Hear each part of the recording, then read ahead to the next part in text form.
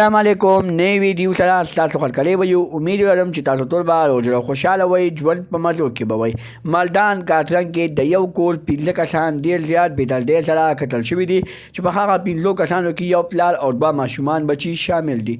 دوستانو دغه 15 کسان چا قتل کړل، په دوی باندې حمله ولې وشوله، ټول معلومات در سره په دې ویډیو کې شریکوم.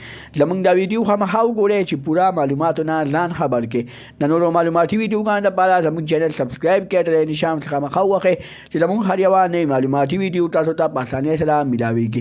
ډېره زیاته افسوسناکه واقعه رامخې ته شوې ده. مالدان کاترنګ کې د یو کور 15 کسان ډېر زیات بېدردۍ سره قتل شوي دي چې د 15 کسانو نه علاوه 3 کسان په هسپتال کې ډېر په بد حالت کې پراته دي. هغه 3 ونه زنانه دي، 3 زنانه لګېدلي دي چې هغه په هسپتال کې ډېر په بد حالت کې پراته دي او 15 نارینه مړه شوي دي. دوستانو په دغه 15 نارینه کو یو پلار او 2 ماشومان بچي شامل دي.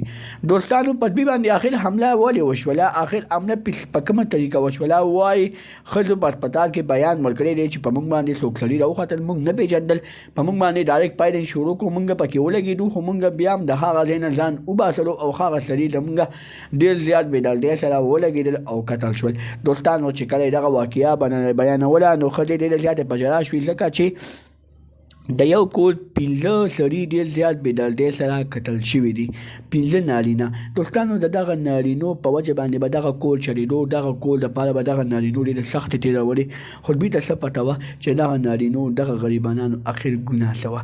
الله دې وکړي چې دوی ته انصاف پیل وشي. د نورو معلوماتي ویډیوګانو لپاره زموږ چینل سبسکرایب کړئ، تر دې نشان څخه مخه ووهئ چې زموږ هر یوه نوې معلوماتي ویډیو تاسو ته په اسانۍ سره میلاویږي. والسلام.